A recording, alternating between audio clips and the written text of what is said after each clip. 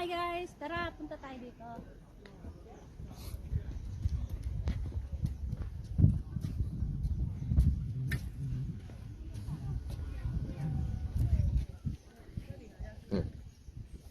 Dito tayo. Ayan, nakikita niyo yan guys? Sa kanila yan. Nakikita niyo yung mga yan, lupain na yan?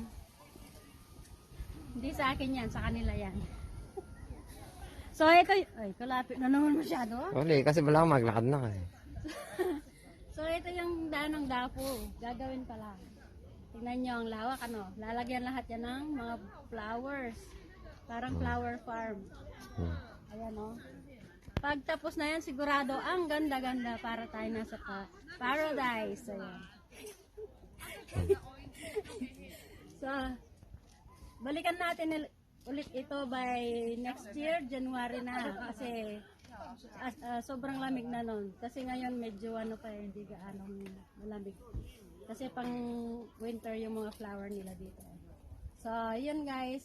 Abangan natin next vlog. Okay? Bye-bye.